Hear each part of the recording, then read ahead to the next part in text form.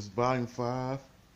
I believe I'm going to close out today with the reading of the law by completing Exodus chapter 40.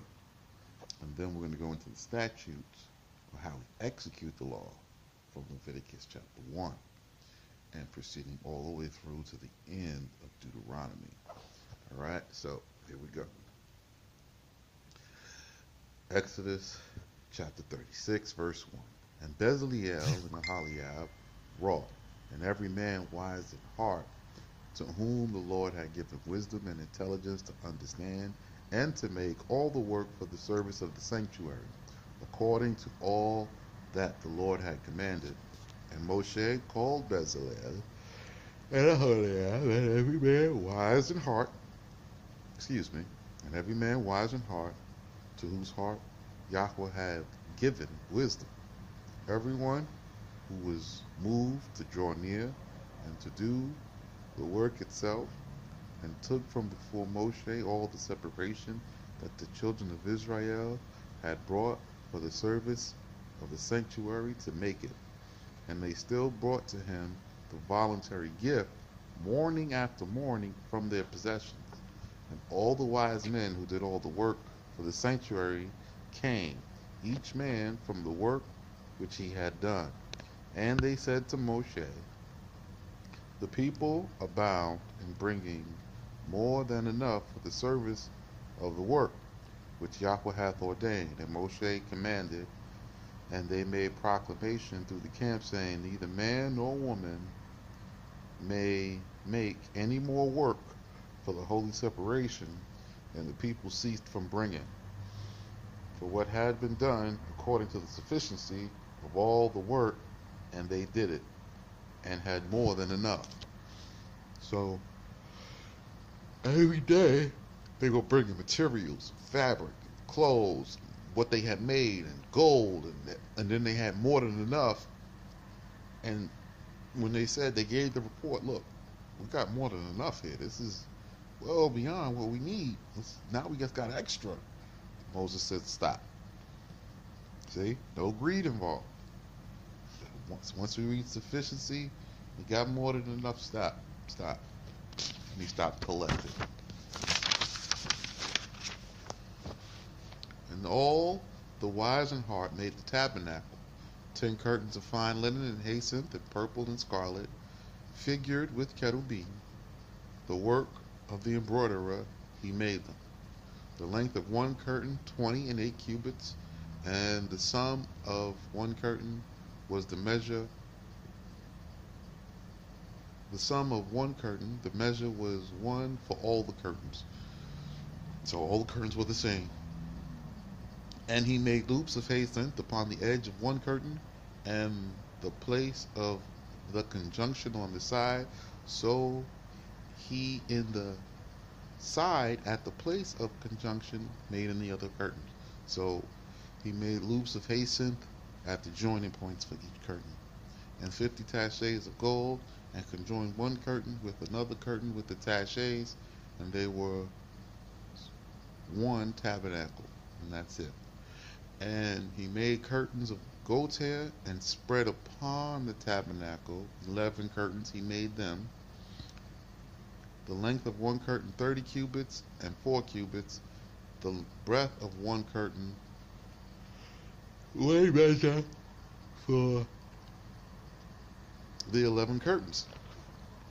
And he joined 5 curtains together corresponding with the 5 books of the law, and 6 curtains together corresponding with the 6 orders of the Mishnah. And he made 50 loops in the border of the curtain at the place of conjuncture, and 50 loops he made upon the border of the curtain at the second place of conjuncture. And he made taches of brass to compact the tabernacle, that it might become one. And he made a covering for the tabernacle of ram skins, reddened, and purple skins to protect it above. And he made boards of the tabernacle of cedar wood, standing up after the way of their plantation, 10 cubits long, and a cubit and a half the breadth of one board. Each board had two tenons arranged one side for the midst of the other side, and so he did for all the boards of the tabernacle.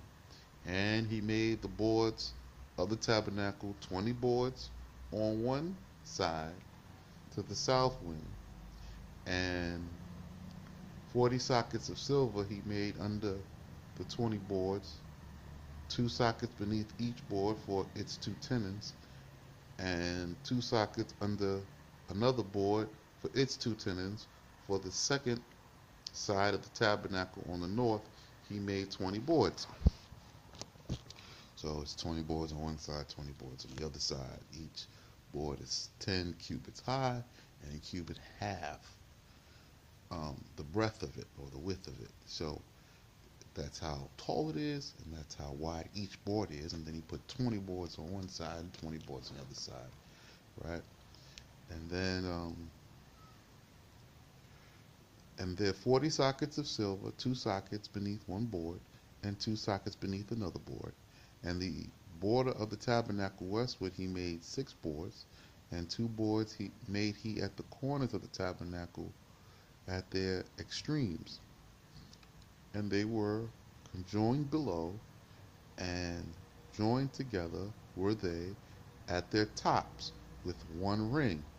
So made he both of them at the two corners, and the boards there were at their sockets of silver, 16 sockets, 2 sockets, and 2 sockets on the one board, made bars of cedar wood for the boards of the one side of the tabernacle, and the 5 bars of the second side of the tabernacle, and 5 bars for the boards of the tabernacle at the ends westward, and made the middle bar to mortise in the midst of the boards from end to end, of the tree which our father Abraham planted in Beerah of Sheva, praying that the name of the word of the Lord, the everlasting God. And the boards he overlaid with gold. He made the rings, and the rings be made of gold, and the place for the bars he covered with bars with gold. And he made a veil of jacinth and purple and crimson and fine linen, twine, the work of the artificer. Figured with the cherubim he made it. And he made for it 4 pillars of cedar wood, and covered them with gold, and their hooks of gold, and cast for them 4 sockets of silver. And he made a curtain for the door of the tabernacle of jacinth, purple and crimson and fine linen twine, the work of the embroiderer, and its 5 pillars, and their 5 hooks, covered their capitals, and their joinings with gold, and their 5 bases with brass. And Bezalel made the ark of cedar wood, 2 cubits and a half, and its length a cubit and a half, and its breadth and a cubit and a half its height. And he covered it with pure gold within and without, and made for it a crown of gold round about. And he cast upon it 4 rings upon its 4 corners, 2 rings upon one side of it, and 2 rings upon the second side. He made the staves of it of cedar wood, and covered them with gold. And he put the staves into the rings upon the side of the ark to carry the ark. And he made the mercy seat of pure gold, 2 cubits and a half the length, and a cubit and a half its breadth. Its thickness was a span. And he made 2 cherubim of pure gold, beaten, beaten may be them, and on 2 sides of the mercy seat. So we have all of this made, and as you can see from the beginning, when the Most High gave all of these instructions, he simply picked up after he dealt with those that broke the law to make this idol and killed her, and he continued on again with the same program. That is a key thing. So that law, even though we broke the law in the wilderness, it's not a doubt. The Most High keeps trying to reinstate the same law, the same covenant, the same traditions, the same actions.